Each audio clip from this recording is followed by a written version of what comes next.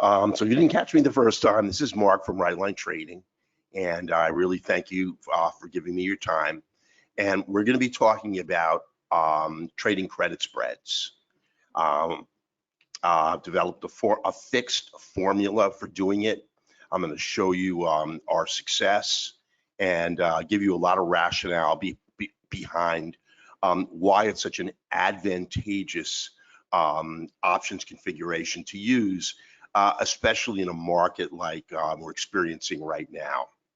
Now, there's a huge amount of information that's given out about credit spreads, and I really want to set the record straight for all of you so you understand exactly the optimal way to trade them and how you can really wring the most out of every trade on the smallest amount of risk.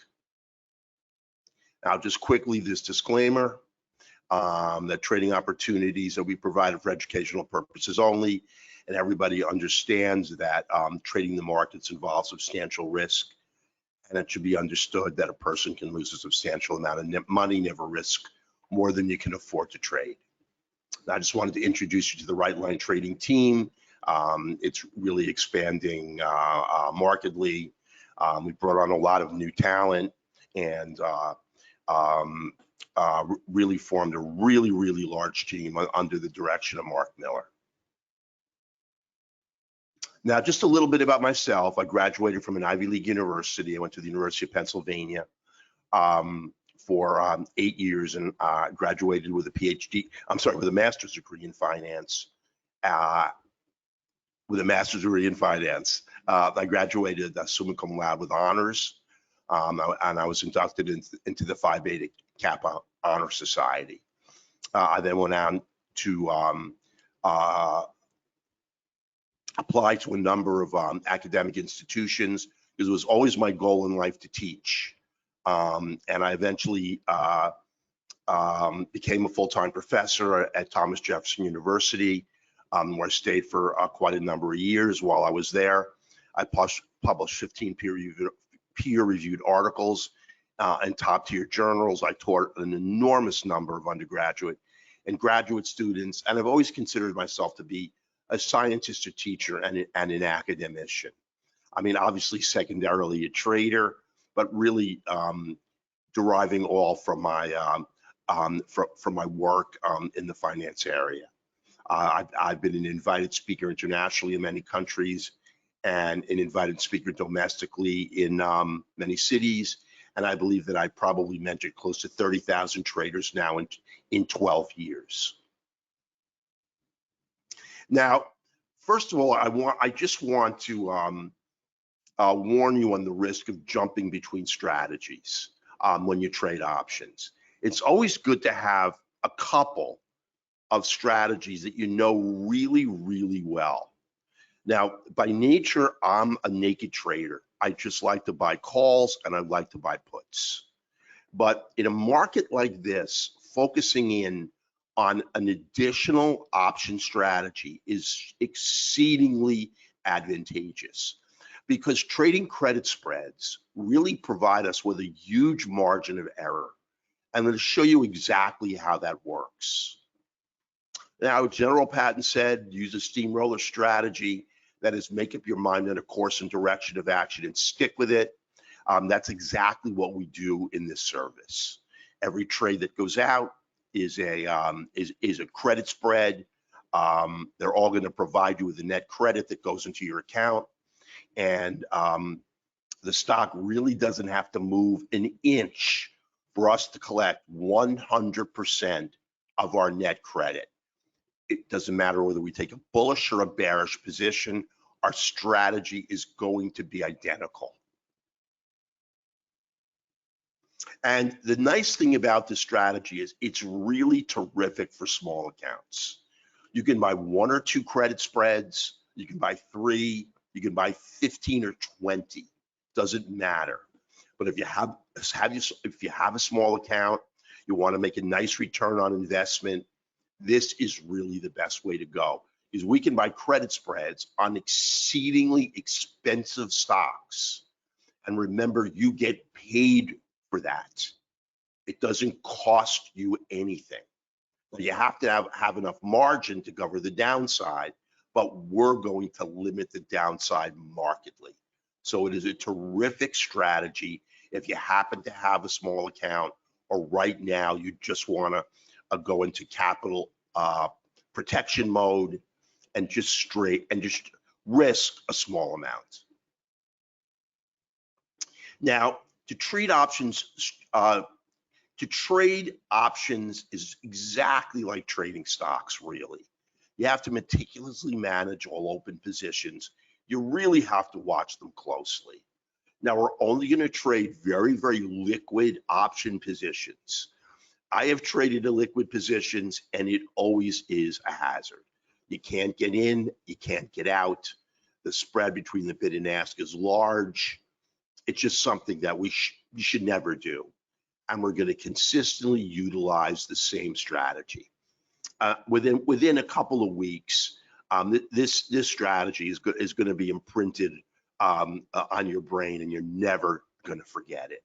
And you're going to come to know exactly how to find the optimal trades on your own. Now, I'm going to manage them for you start to finish. You're going to see that you're going to get the entry on a limit order. We're going to manage the trade together. I take every trade I recommend in my live money portfolio and Thinkorswim.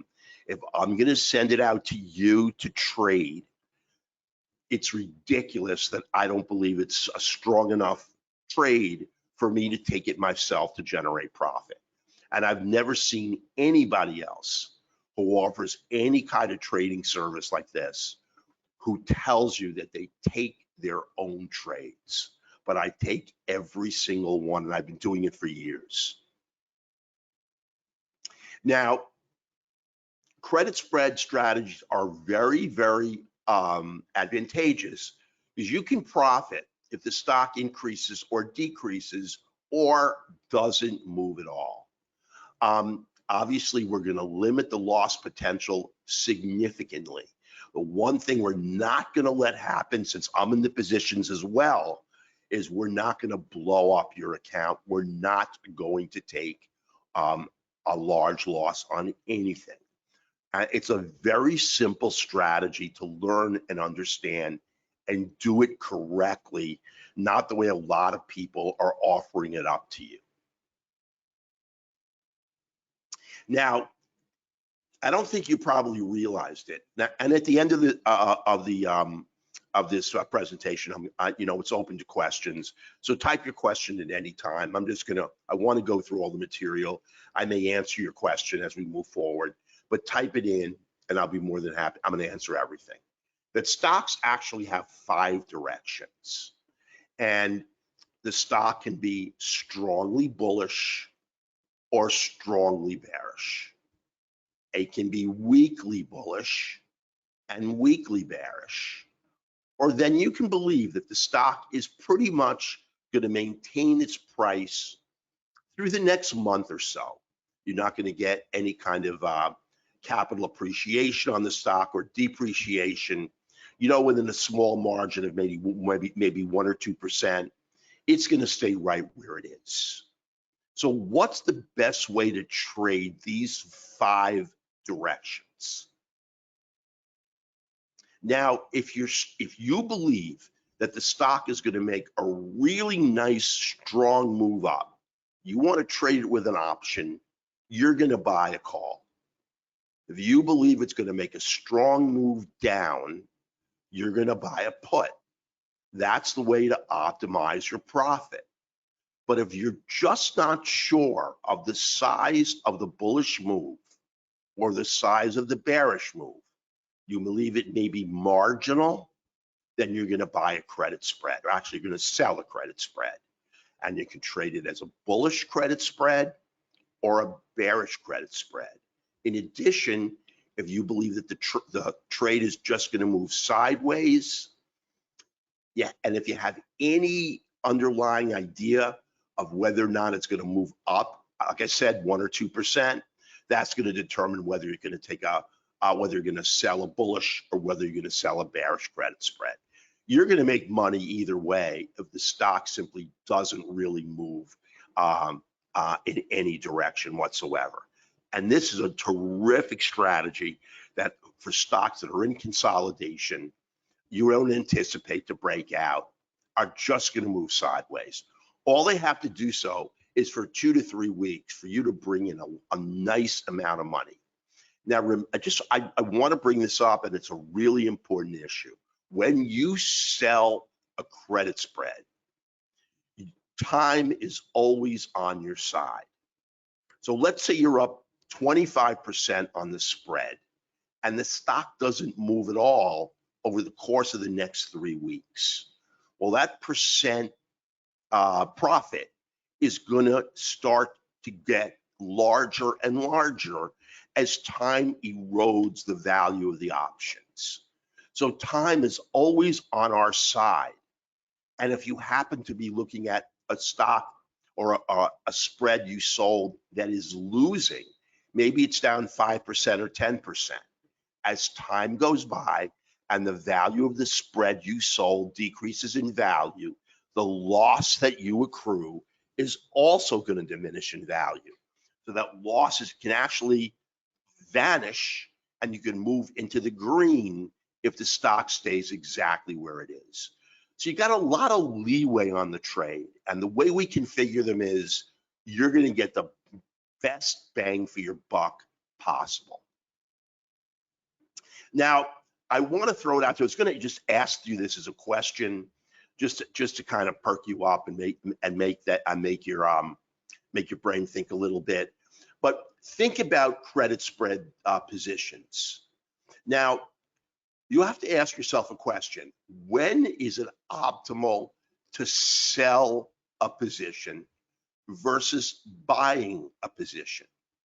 So essentially, you're sitting in an auction and you can be sitting in the audience so that you can bid on whatever's for sale, some object, or you can be the auctioneer who's up on the podium and who's selling the object. So when do you want to be the buyer who's sitting in the audience and paying a fee? And when do you want to be standing at the podium, the auctioneer, and collecting a fee for selling the item? And really, that's the mindset that you have to take when you decide that you want to sell options. If they don't have these components, it's better to buy. And you always hear, I always get these email solicitations. You're crazy if you buy options. All really smart traders only sell them. That is the furthest from the truth as possible. There are going to be some cases where it's optimal to buy and some where it's optimal to sell, only it's very clear cut. So all you have to do is look at a couple of options metrics and you know the answer. Now, you want to be the buyer when the cost of the option is cheap, and you want to be the seller when the cost of the option is high. So how do we know whether the cost of the option was low or high? It's very hard to gauge, and it's really very simple. We look at the implied volatility that's present right on, I see it on Thinkorswim, on the options chain. It's going to provide you with a volatility measurement. And if the implied volatility is exceedingly low, we know the cost of the option is low. If the implied volatility is high, we know that the cost of the option is also high. Remember, when the markets price in a high implied volatility, they believe that that underlying stock is going to make a big move. When they tell you that implied volatility is low, they believe that the underlying stock is going to not really be moving very much. So we're going to be looking at stocks that have high implied volatility and the potential for making a big move, which is something that we're going to factor in. Now we're looking at the totality of an options chain on a given stock. And there's so much market sentiment available there. You know, if you're looking at a liquid position, you're looking at tens to hundreds of thousands of options. Usually most of them placed by individual traders unless there's some unusual options activity. And the sentiment that's provided to us is really exceedingly accurate. Now, what we want to do is we want to look at volatility, which inflates the price of our spread. So if we buy a very expensive set of options and we sell them with a tremendous amount of volatility present in the spread. And what we're counting on is that this arrow is going to head right into that bubble, and when it hits, simply letting the volatility out of the option spread crashes the value of the option spread we have. And since we sold it, our job is to buy it back cheaper. If the stock hasn't moved a penny, if volatility explodes out of the position, we're going to be up a lot of money. So we want to trade options that are expensive because we want to sell them to someone else who believes, oh, you know, the only thing I want to do is buy options. Well, we're going to sell them to them. And we're going to sell them with a lot of intrinsic volatility that we believe as the spread evolves in time, volatility is just going to leak out. It may not leak out like hitting a balloon with a pin, but it's going to develop a leak. Volatility is going to fall, and the direction of the spread doesn't have to do much in our direction. All volatility has to do is simply leak out of the spread, and we can make really nice money on that metric alone. But we're going to throw everything we can in our direction. Now, there's a whole bunch of critically important metrics on a credit spread that I look at. Obviously, I really want to focus on bullish spreads, but I'm going to show you a trade that I just threw out yesterday. It's a bearish spread, but you sell it exactly the same way you sell a bullish credit spread. A bullish credit spread is always sold with puts, and a bearish credit spread is always sold with calls. So we're going to pay attention to the expiration date, the two arms of the trade. We sell one put, we buy one put. The premium is critical, but more important is the premium width, the premium percentage, and the implied volatility rank.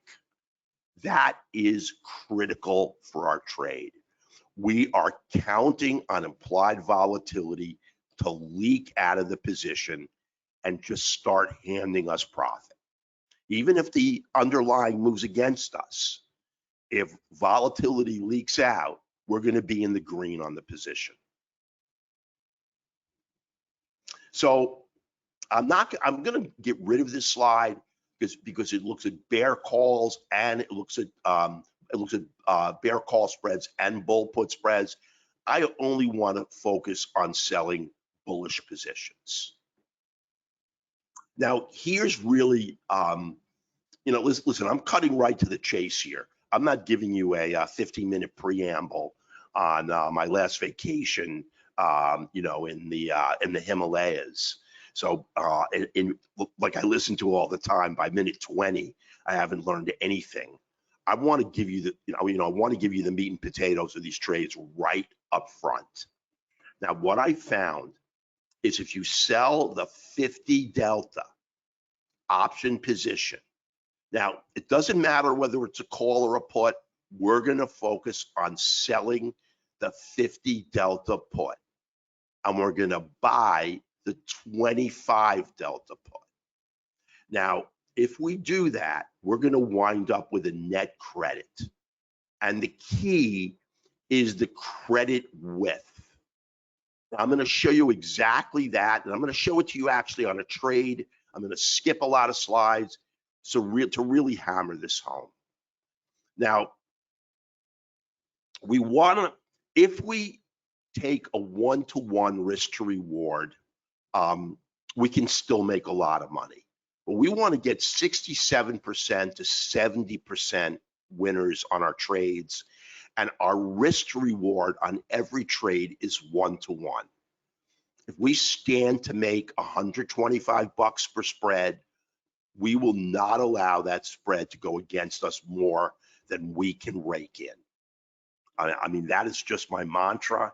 Now, I'm not going to put in a stop order right away because of the position goes against us in the first 2 or 3 or 4 days. We may accumulate a loss, but we remain bullish on the position, and we know we have time on our side, and we know we have volatility on our side. And as volatility leaks out of the position, and as time continues on, whatever percent loss we have is going to start to get smaller and smaller and smaller, and hopefully the underlying stock is going to move in the direction that we predict. On one of the positions I'm going to show you that is evolving into a really big winner. It went against us $2 or $3 right at the open. Had quite a few emails telling me, where's the stop, where's the stop? I said, just relax. It's too early to place a stop, and now it looks like we're going to head for a full winner. Now I'm going to skip this, and really what I want to show you, I'm going to do that with paint. I mean, I like the slides that I made, but I want to show you better slides. I'm going to make it myself. And this is what you're going to see all the time.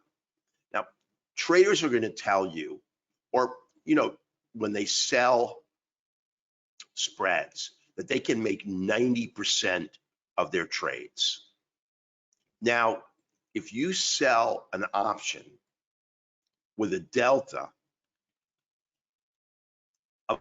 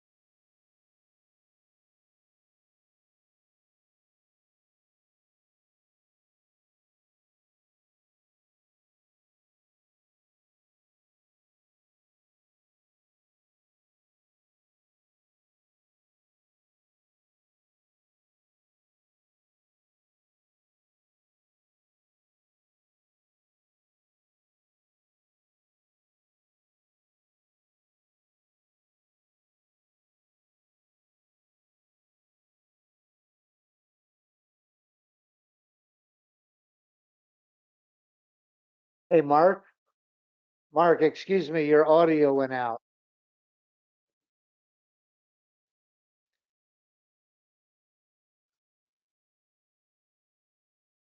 Yeah, let's give Mark just a second here to get his audio straightened out.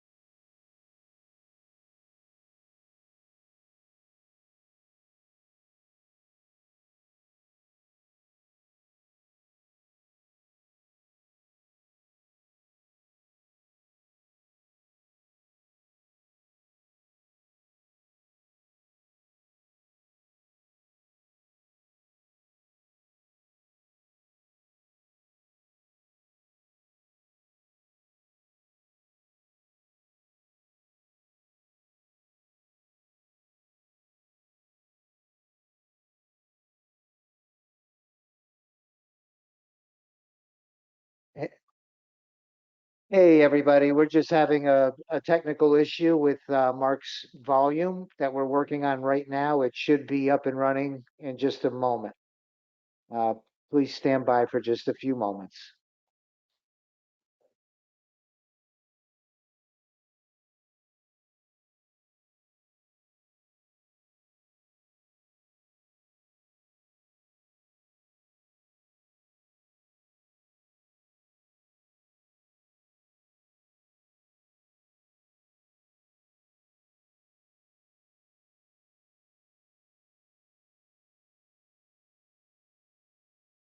Mark's just going to log out and then log right back in. Hey, Chris, good to see you. The show is not over, Peter. We're just getting started, sir.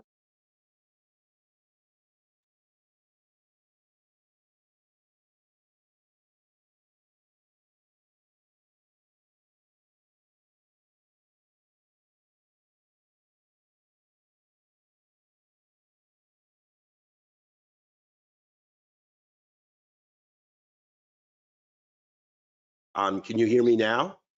Yes. All right, great. Okay, listen, I'm really sorry. I do not know what happened. But I know I lost the audio, but I've got it back. And just let me get the dashboard back, and I'm good to go here.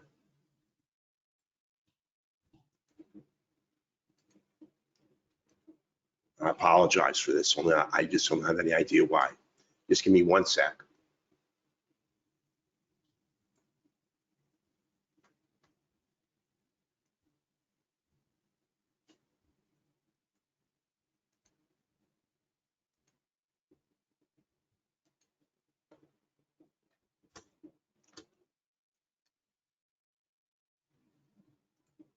Okay, here we go.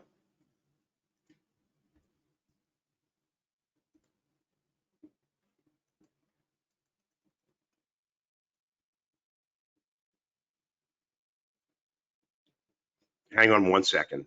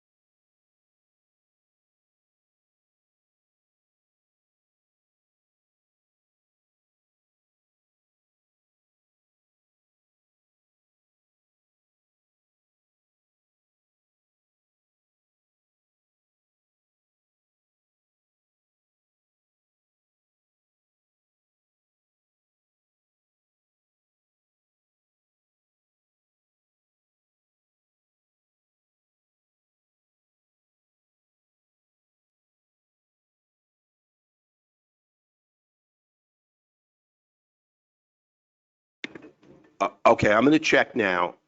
I just want to make sure that you can see and hear everything now. Can you hear everything? Yeah, that's right, Chris. Just let me know if you can see and hear everything. Okay, great. So we're going to take, I want to take a spread. Now, I don't know where I lost the audio, and I have no clue as to why. But I'm just going to do a very, very quick recap here and tell you that we're going to look at a 45-day expiration credit spread. Now, we're going to sell the 50 delta put, and we're going to buy the 25 delta put to create a credit spread. Now, the credit distance, or the percent distance between the two strikes, is what's critical here in creating an optimal spread position. And I want to show you exactly how that works. Because this is actually how the entire service is going to run. And ultimately, I'm going to show you a trade I took yesterday that just executed today. And I want to give you an example with paint.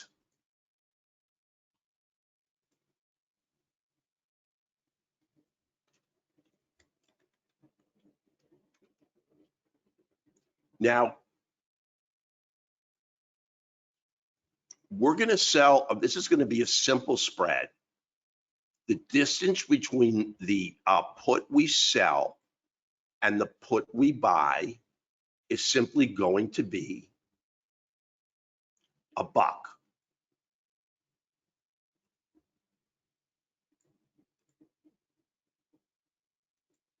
Now remember, we could sell deeply out of the money credit spreads. And I'm telling you, that's a portfolio destroyer. So on a 20 delta spread with a delta of 20, now we're going to sell a delta of 50. What you're going to get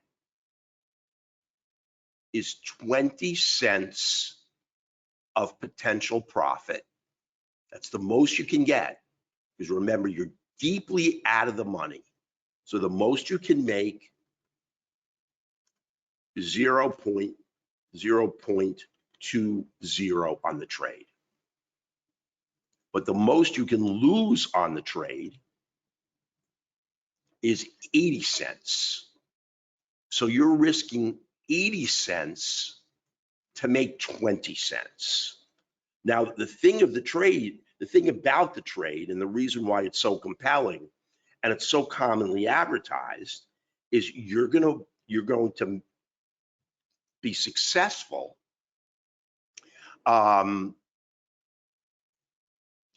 out of 5 times. And if you trade a delta of 10, you're going to be successful 9 out of 10 times. So you can get 9 winners, and then you can hit, and then if you just go by the statistics that the market's providing us, you're going to get 1 loser. Well, that 1 loser is going to wipe out, as you can see from here, 4 winners. If this was 10 cents and this was 90 cents, 1 winner or 1 loser would wipe out 9 winners. So we're never going to sell a deeply out of the money credit spread. And anytime you see anybody talk about selling credit spreads and they get 8, 9, 10 in a row, what they're doing is they're selling deeply out of the monies, and they're not paying attention to intrinsic volatility. And this is the premium width. It's $1, and you only can make 20 cents on the dollar of premium, and you can lose 80 cents. And I'm going to show you exactly how that works on a live trade. And I'll show it to you right now, just so you have a really good feel. I'm going to skip really far ahead here. Now, this is a trade that I just sent out. Now, it's a bear credit spread. So we're going to sell calls.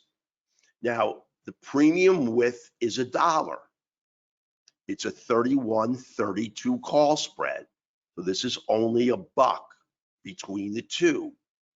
But our premium percentage is 40%.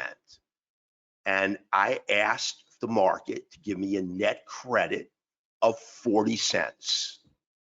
Now, the most we can lose is 60 cents, only I'm not going to allow that to happen. If the trade evolves against us, I'm going to set a stop at 40 cents. So the most we can lose is 40, and the most we can gain is 40 on every spread that we place. Now, CSX doesn't have to go down a cent. All it has to do is trade sideways, and we will collect 100% of this net credit. Now, we're taking very little risk because we're always going to take a trade that is going to expire in 6 weeks.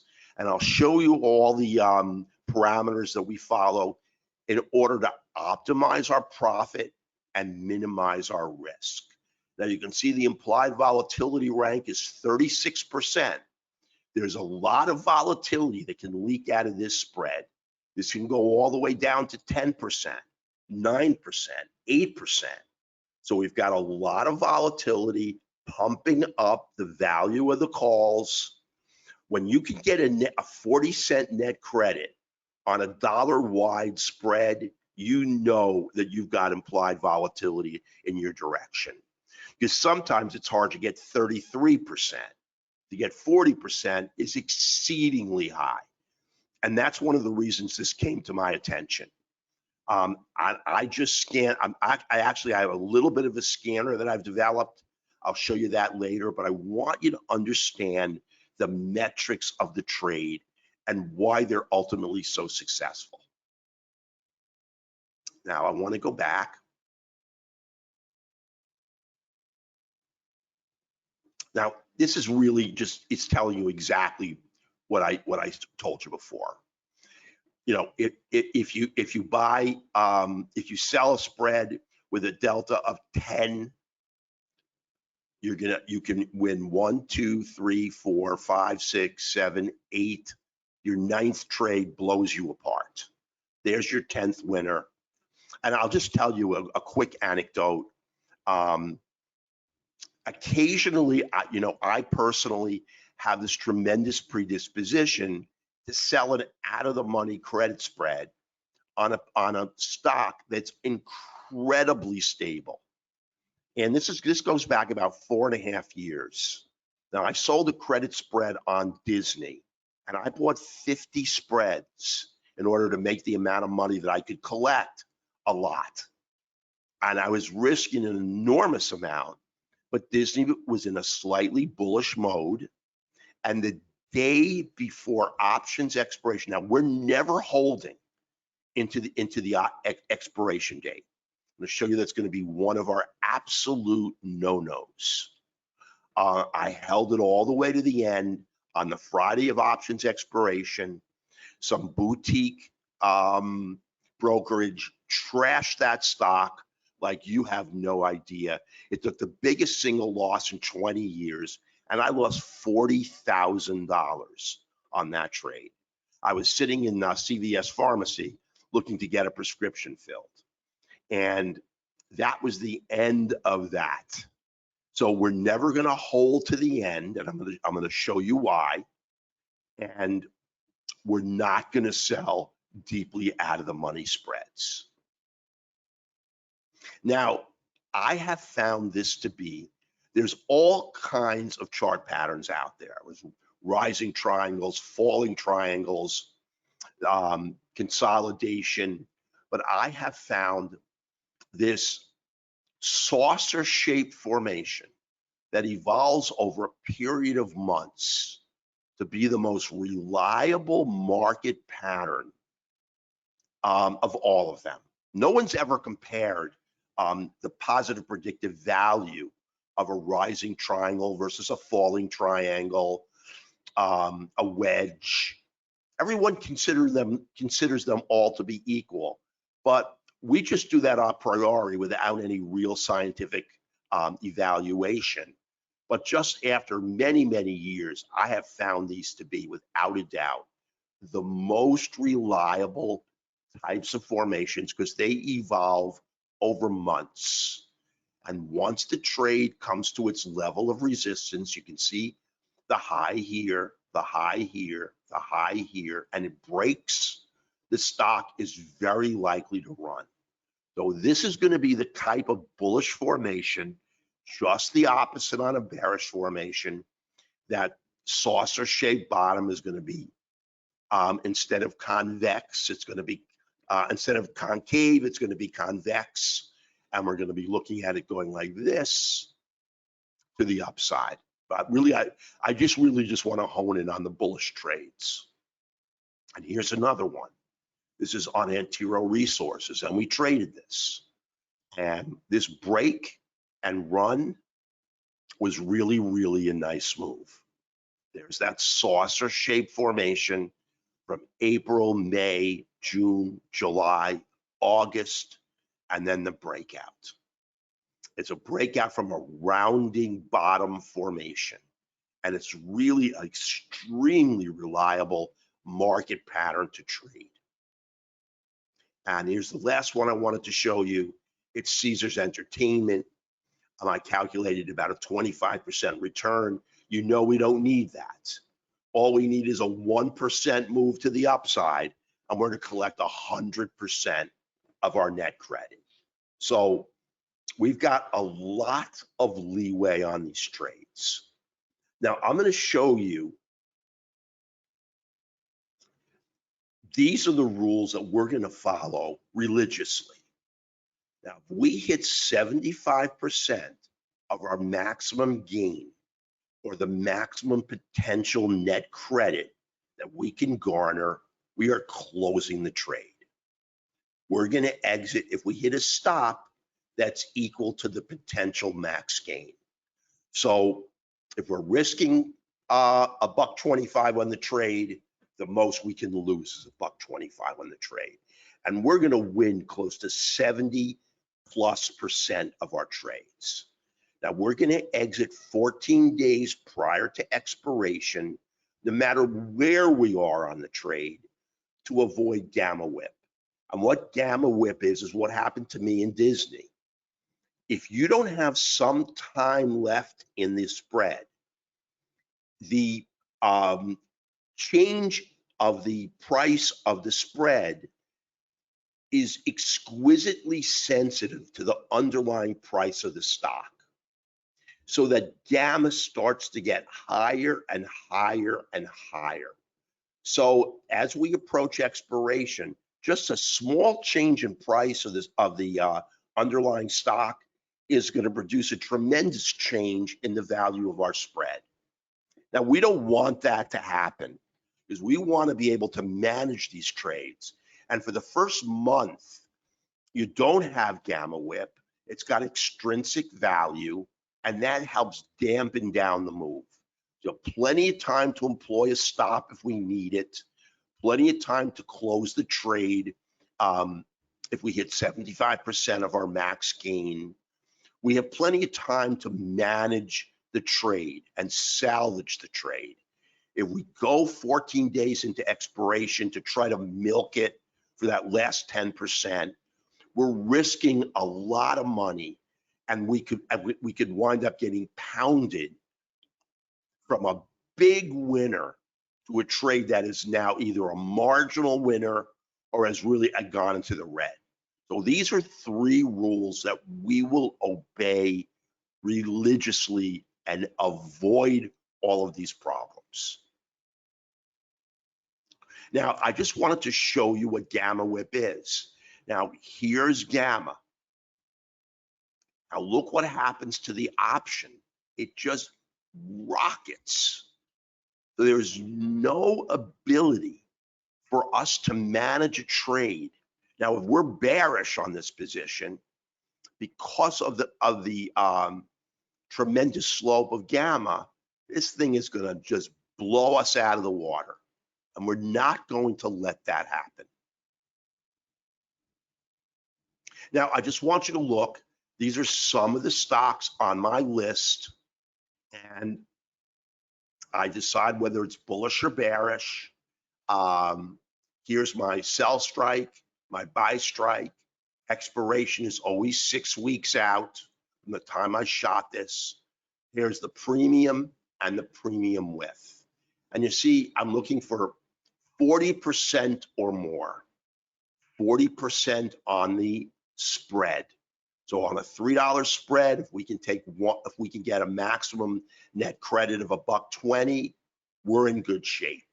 The thing that I need to do is scan these for that rounded bottom or some potentially very bullish pattern that's going to almost guarantee us a continuation to the upside.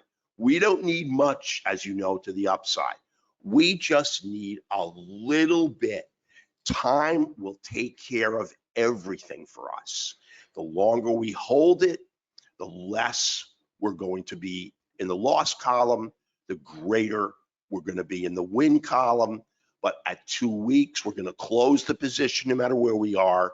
so that gamma whip does not hit us. Some brokerage doesn't downgrade the stock from a buy to a hold, knock it down $3 or $4 and turn our winner into a loser. And that will not happen if we have more than 14 days to expiration. Now, I just wanted to show you, these are my last 4 trades. Now, Phillips 66 closed today. It closed on 8/30/23. In fact, when I first created this slide, I had it sitting up here at about a 67% winner. I just closed it about a half an hour before the market closed. It hit our target of 70%. Was what I was looking for. Closed the position. Now, these are our last 4 trades. Now, I just want to show you the closed trades that I took. I bought Valero. I sold the 125 put. That was the 50 delta. And I'm sorry, I sold the 125 put and bought the 110 put. Now, my net credit limit was $3.40. This was not a great width on a $15 spread. It was about 33%. It kind of makes it, but just marginally. But it really did great. We closed it and we made $270 on the spread, and we made 80% of our net credit. That's our target. And we closed it on 825. Phillips 66 just closed today. This was a much better spread. I sold the 50 delta put. I bought the 105 25 delta put. I got a net credit of $2. That's 40% on a $5 wide spread, only because Phillips 66 was coming up against resistance. I closed it at 70% and we made $1.40. Now, if you traded 10 spreads, you made $2,700 here. You traded 10 spreads here, you made $1,400. Now, remember, you cannot, I will not allow you to lose more than you can gain. So if the trade went completely south, you would have lost $1,400 or you would have made $1,400 on 10 spreads. On Valero, you would have made $2,700 or lost $2,700. That's on 10 spreads. You can just buy one spread. That's totally up to you. It's based on your risk tolerance and your portfolio size. Now, the 2 open trades are Diamondback Energy. Now, I'm still looking. I don't know what that $1.02, I think it's 70 or 80%, but when I made this slide about 1 o'clock in the afternoon, we were at just under 51% net credit. And I think Diamondback is going to evolve very rapidly now into a winner. It's September 15th expiration. We're closing in on that 2 weeks. So if we don't get a move up, an abrupt move up to bring that percentage up higher, we're going to be closing this trade very shortly for probably a 60 to 65% winner. Now, Lockheed Martin, we're looking at September 15. We need to get above 455. That's the 50 delta put we sold. I can look at Lockheed Martin right now and tell you where it's trading. A nice move up today, and it kind of faded into the end. And I'll tell you where Lockheed Martin closed. Lockheed Martin closed today at 451. So we need $4 to the upside in order for us to make 100% of our net credit. But you see on the trade, we have $5.60 of downside leeway. So if we take that, and Lockheed ultimately at 2 weeks out is at 449.40, we will still wind up at break even. And if we're higher as we are now, we're going to make money on the position. And I'm really surprised that Lockheed faded as much as it did. Actually, now it's up to 453. I mean, it's equilibrating, and my TD Ameritrade ticker just jumped to 460. So now it's at 453, and we need $2. So this is, I only wanted to put up 4 trades because this really is our win rate. We're very close to well above, I mean, we're well above 75%. And remember, you're not going to lose any more than you risk. Unlike those deeply out of the money spreads where you're putting your portfolio on the line to make a dime on each credit spread that you sell. It's not the way we're going to trade, and we're going to adhere to all the rules. Now, I wanted to lay out all the trades for you so you see that I manage these for you. You're going to get multiple intra-week updates. I threw out CSX as a trade yesterday during the middle of the week. I tried on the weekend to get a credit spread on the semiconductor sector. Now, I rarely trade an ETF, but I knew that the semiconductor sector was going to fly. I set the credit spread. We had 45% of our net credit of our width. So we were going to look to make 45 cents on every 55 cents that we made. And actually, the spread was a lot more expensive than that. But that was the ratio, 45 to 55. That was absolutely fabulous. Unfortunately, on Monday morning, the semiconductor sector gapped up and ran. It ran on Tuesday, and I think it's up again today.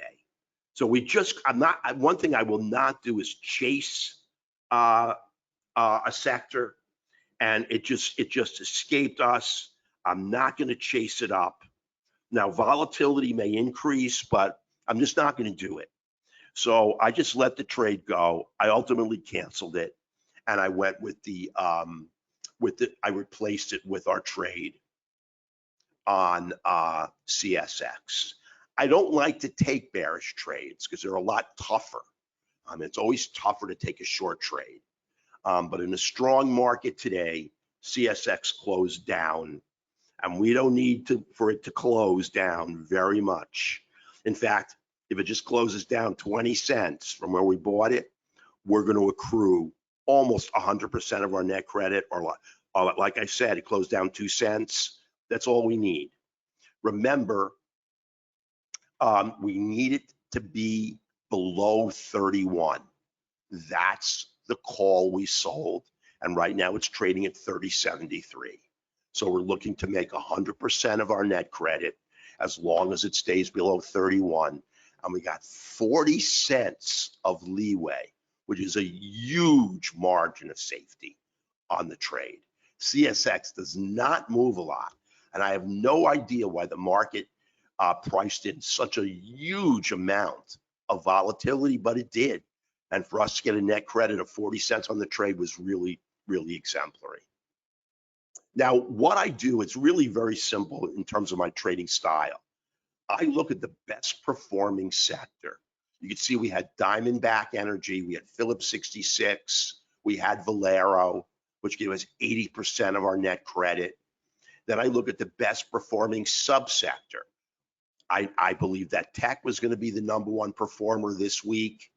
I looked at the subsector, and I believe within it we were going to roll hard on the semiconductor sector, and that's why I picked an ETF. I didn't want to go with any individual stock. I'll just take the semiconductor sector as a whole because it had such great implied volatility. Going back a couple of weeks, it was energy. I went with the oil services and drillers, and you see we're going to pull 3 winners out of that. We've already bagged Phillips 66, we bagged Valero, and Diamondback Energy is going to give us a nice winner. It's above 50%. So I take the best stocks within these subsectors, and they have to have the correct formation to tell me that I'm going to get a continuation long or a continuation short. To always throw everything we can at these trades and give us every advantage possible. Now, these are great trade configurations when the market is really trendless. And I'll tell you the scenario that we have right now. We're going into Labor Day. Overall volume on the markets is very light. That's when really a relatively small trader can throw his pebble into the pool, and the pool's so small, it makes a large ripple. And when you have a situation like that, you want to stay away from trading calls or puts.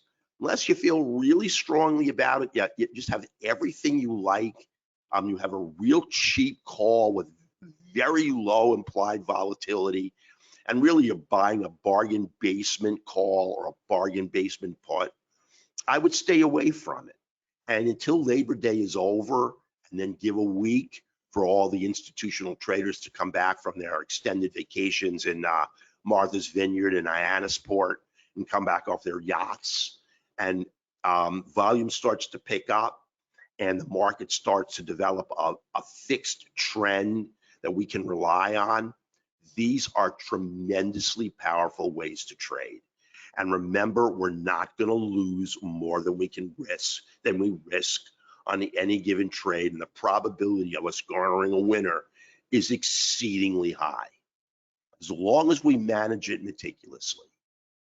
Now, I'm just going to go right to the price of the service, and then I'm going to answer any questions you have. Now, optimally, you're going to get 2 credit spreads sent to your box every Sunday. Now, I kind of fudged one this Sunday. I only sent out the semiconductor sector because I couldn't find anything optimal. And I'm not going to hold myself to that too when I'm going to send you a suboptimal trade. Remember, I'm taking these trades myself. So I'm not going to send out anything that I won't trade in my own portfolio. And I don't believe in throwing money away. But I'm going to try to give you, and we're going to start to ring the register even harder when Labor Day ends and when all these big portfolio managers, these hedge fund managers, all these institutional traders come back and start really pouring money into the market and start giving us a really nice trend. It could be to the upside or the downside. When we trade these spreads, I couldn't care less. Now you're gonna get everything. You're gonna get the entry price, the stop, the targets, and we're gonna manage the trade together. We're gonna get really frequent updates as to where our trades are. Now, because we're gonna close these trades as they mature, we're never gonna hold a huge number of open trades. Now, as I said, you're going to get a lot of inter-week updates on credit spreads, especially if they make any big change in price. But if we're 2 weeks into this spread, or 2.5 weeks, a big change in the underlying, because it's got a lot of extrinsic value, is not going to make an enormous change in the spread, but it may be very nice in our favor. Valero just broke resistance and squirted to the upside and gave us our 80%. Now we're going to get bi-monthly live credit spread training education for members only. This is not going to be anything I'm going to be sending out. And we're going to go over these metrics, go over our open trades. You're going to get to bounce any information that you want off of me. Really taking a bearish trade is exactly the same as taking a bullish trade, only you're going to trade it with calls. You're going to sell the 50 delta call. You're going to buy the 25 delta call, and you're going to create you're going to get a net credit, and it's a bearish position. I'm going to make you a master at trading credit spreads as you take my trades and as we do these sessions together. So it's quarterly 296. Now, if you would have traded 2 spreads on any of the positions that I recommended, you would have made your quarterly back. And if you would have taken just a few more than that, you would have made the annual back. So whichever one you take is totally up to you.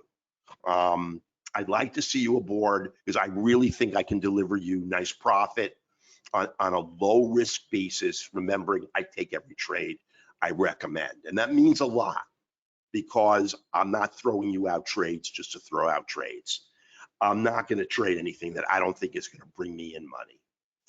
The market's hard enough to make money with than to throw out anything that's more than really an optimal credit spread. So let me just go to questions. I want to answer them. I don't know where they are here because I had to log in and log out. Here, I got them.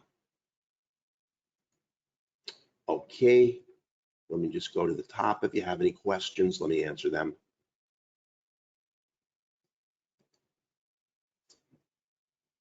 Hang on.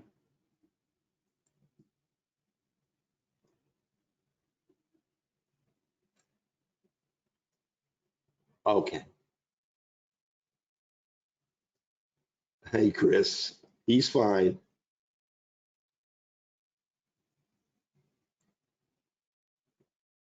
A frying pan bottom. You know, Dan, that's as good. That's as good of a description as as anything. I call it a saucer formation, but that's a bottoming formation. But I think that frying pan bottom is really, really a powerful formation to tell you that you're going to get a continuation trade. I look for those, and when I see them, it's very likely we're going to get a continuation because I like the duration of time it requires to form that pattern. It just doesn't happen overnight. It's not a 2-week formation. This is that your frying pan bottom is really, it takes a couple of months to form, and it's really, really a reliable pattern. I really, really like it. No. I don't listen, Peter. I don't trade earnings because remember, I have obviously post earnings are potentially great times to take a trade. Implied volatility is going to be high after earnings. It's obviously, it's going to be highest into earnings, but post earnings, it's still going to remain high.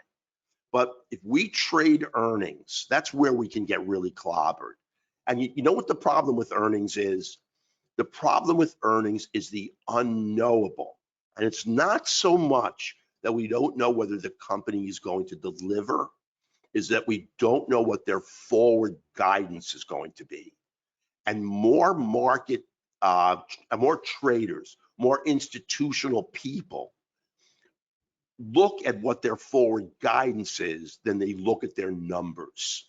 Yeah, it's all well and good to beat earnings, but if you're going to predict that you're going to have a soft quarter coming up, you're going to get beaten up on those on a really nice earnings report. I see it happen over and over again. Now, if you have an earnings miss, but yet you still predict you're going to have a solid blockbuster quarter coming up, you can really rise in price. And we can't know what the company is going to provide us in terms of guidance. Now, Zacks is very reliable. I mean, a Zacks 1 stock is very often going to beat earnings. But the one thing that Zacks cannot predict is what that company is going to provide us with for guidance. And I like to trade when I have every variable under my thumb. And I don't like to trade when I don't know what's going to happen. So I sidestep earnings and then look at the stock, wait for it to stabilize. And if it's got an implied volatility rank, I'm going to grab it. So it's something that I kind of avoid, but I put that stock right on my radar though. Hey, Peter. Oh, no, listen, I want to trade volatility, but huge volatility, like I said, going into earnings is really, really, a black hole. I mean, we can get sucked right in. And I don't want to look at, on a, say, a $3 wide spread, a stock that goes down $10. Now, the loss that we accrue is obviously going to wind up ultimately being our maximal loss, but I want to have every variable under my control. Hey, Sid, you mentioned and credit spread. What happens when you go back? Listen, Sid, if I think a stock is going to make a real strong bullish move, I'm going to trade a call. I mean, that's the way that you're going to optimize your profit. If I think it's going to make a real strong negative move and really collapse, the best way to trade it is to buy a put. I mean, that goes without saying. I have another service in which that's all I do. I take a few credit spreads, but I pretty much all stick with calls and puts because they provide us with the best leverage. But I have to have a strong feeling that we're going to get a really nice move up. So I actually have Lockheed Martin like that. I not only have Lockheed Martin on a credit spread, I also traded it on a bullish debit spread, and it hasn't moved much, and my credit spread is not doing that well, but my credit spread is up. So I'm in, at expiration, I'd be in the green. It shows that, the tremendous leeway you have when you trade these spreads. I'm hoping Lockheed Martin is going to rock it. And it keeps coming out with great news. It won this contract and that contract, and it's got 8 billion coming for this system and that system, but it's just not moving. So we're just going to sit. But we're fine on the credit spread side. It's at 153, so we're in the green at expiration, and we'll be in the green 2 weeks into expiration, and hopefully we'll get above that 155. We just need a stiff wind to blow us up above 155. Hey, Dan, they are pretty reliable. Yep, they are. What is your overall performance? Joan, about 70 to 75% winners. And 70 to 75% winners with 1-to-1 losers, we're really strongly in the green on the overall performance. I mean, I could have snapshotted it for you, but it would squeeze each one really, really tight. But that's really what our win percentage is. And you're going to see we have a very high win percentage because we have a lot of leeway on the trade. And I rarely call a direction that's wrong because we don't need much of a direction. We just need a little bit of bias. And really all these trades need is a little bit of wind in our sail. We don't need any, gale force wind to push our sailboat very far offshore to really make nice money on the trade. And like I said, in a low volume, low volatility market where most of these traders are heading out for Labor Day, this is a great strategy. It's a capital preservation strategy. Will you show us how to scan for our own trades? You know what, Michael, that I'm going to do in our live presentations if you come aboard.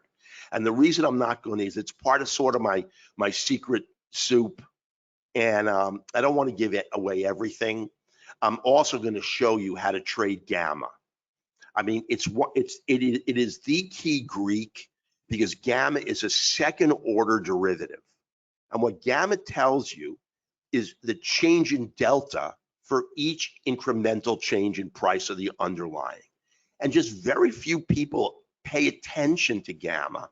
And I think it's the most important Greek that you look at when you take a trade.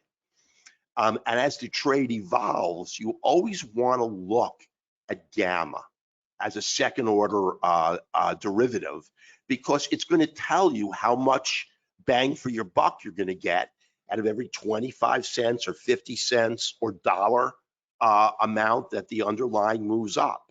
I'm going to teach you how to do that too. It's critical, and it doesn't matter what you trade. It doesn't matter if you trade naked calls, naked puts. You're obviously not going to sell a naked position unless you're a billionaire and you don't mind taking a monster hit because your potential loss is huge.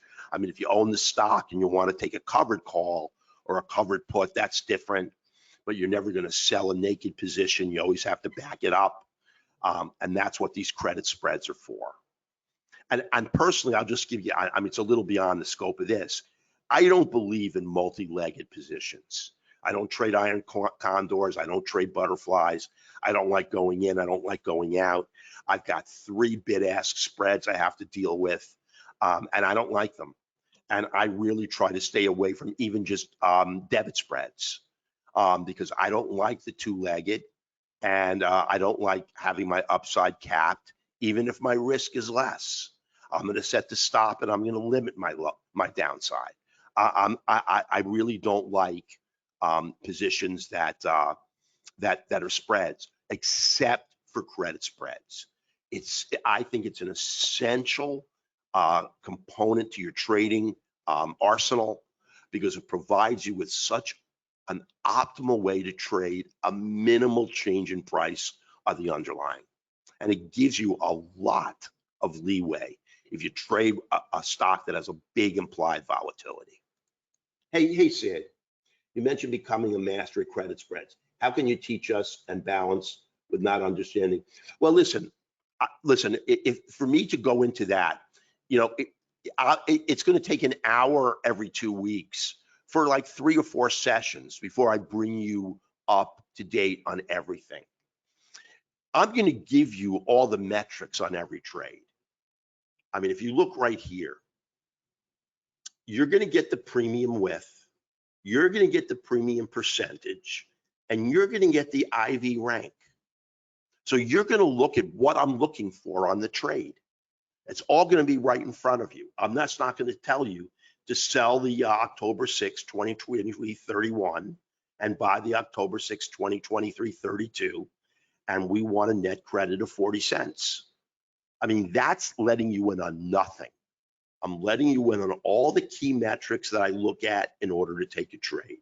And I love trading credit spreads where I get a 40% premium percentage on a $1 premium width. So I'm really sort of letting you in on the inside. How I find these trades and how I trade gamma, I mean, I would have to schedule a 3-hour session. And even more than that, because there's going to be a lot of traders that take a while to get it. But I'm going to let you in on everything. Hey, Alex. Hey, thank you. You know what, Alex? I will email it to you, okay? I will send it to you. Hey, Herman. Okay. I'm going to show you how to configure that. If you come aboard, I'm going to show you the how to configure that scanner. It's not hard. And if you have Thinkorswim, it's going to be doubly easy, but it really can be configured on any platform. If you have E-Trade or any of the others on TD Ameritrade, it's really, really quite simple. And I'll show you how to configure the scanner that includes the IV rank. Some of those numbers I generate myself, but I have about a 10 to 15 stock watch list. And a lot of those stocks are post earnings, where I know the IV rank or implied volatility rank is going to be high, but I'm going to show you the system soup to nuts. I promise you, you will not want for any information. So at the end of your first month, you're going to know everything that I know, and I'm going to let you in on all of the information. Hey, Chris. I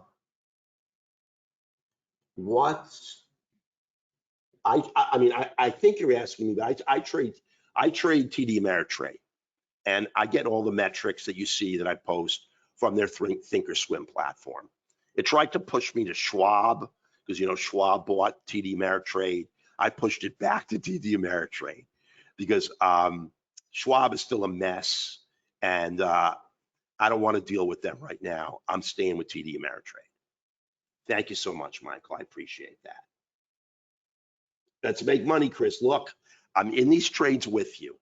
So I share it, you know, I share in the joy of bagging a winner. And you know, when we get an errant loser, and we will, I mean, I wish I could tell you that I trade with 100% win rate. No one does, and I can't.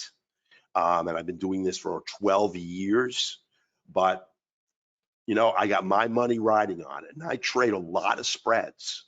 So I'm with you on these trades. If I give you the trade, I should take the trade because I believe in the trade. And I can show you my closed trades if anybody wants to see them and everything else. Thank you so much, Alex. Hey, Sid. Yeah, gamma is really important, Sid, and I'm going to teach you everything about it. It's critical no matter what you trade. I don't care what your options configuration, you got to look at gamma, and you got to understand how it impacts the value of your position. And you really got to check it every day because gamma is a constantly evolving number. Now on TD Ameritrade, I can just check on my phone because I have gamma as one of the metrics that come up when I go to my Thinkorswim app on my phone. It's really easy for me to do it. I'm going to show you how to do it. Hey, Chris, what deltas do you trade? I sell the 50 delta and I buy the 25 delta. If I'm bullish, I'm going to sell the 50 delta put and buy the 25 delta put. If I'm bearish, I'm going to sell the 25 delta, I'm sorry, the 50 delta call, and I'm going to buy the 25 delta call. It's exactly the same formula. You simply switch out puts for calls. Puts are bullish, calls are bearish. But they're all going to bring you in a nice net credit if you're trading the system appropriately. Are the trading sessions recorded? They are recorded, Joan. If you can't make them, you will get them. Daddy needs a new jet ski. Chris, I'm going to try to do it for you. Like I said, I'm in every trade that you are, and believe me, I put my heart and my soul into this system because the name of the game for me is to make money, and I don't want to give money away. I hate giving money to the market. So what more can I say? So I thank you all for giving me your time. I really do appreciate it. You know, that's the price quarterly and yearly. I welcome you to join, and I'm going to give you a tremendous amount of education, as well as I hope what are a nice series of winning trades. Everyone have a wonderful, wonderful evening. Remember that I think this is Labor Day coming up, so the trades will go out Monday night and not Sunday night, because I think the markets close on Monday. You know, my head's all screwed up when it comes to the calendar. But if the markets close on Monday, everything will go out Monday evening. So limited downside risk and high percentage of returns because of the spread capability. Any ideas? Chris, it's well over 70%. I can just tell you that. You know, going back a year, and you're going to see. I mean, I just picked the last 5 trades, the last 4 plus my brand new trade. And I've got 4 winners in a row, and I think CSX is going to be a 5th winner. I really do. It's got an awful relative strength. It's got a reverse frying pan formation to the downside, and it is just as weak as you can get. So all we need is 10 cents more a downside, and we can just let go, exhale. I don't see it going up, and we're going to get 100% of our net credit. Devan, just talk to Rory, and he will take care of that for you. Do not worry about it, okay? So there's no concern over that. So listen, everybody, have a really, really, okay? The links should be in the room, Calvin. I know that Rory is listening, I believe. If he's not, you're going to get a link very shortly. But I hope he's put a link in the room. I'm not positive. Let me just find out. Hang on one sec.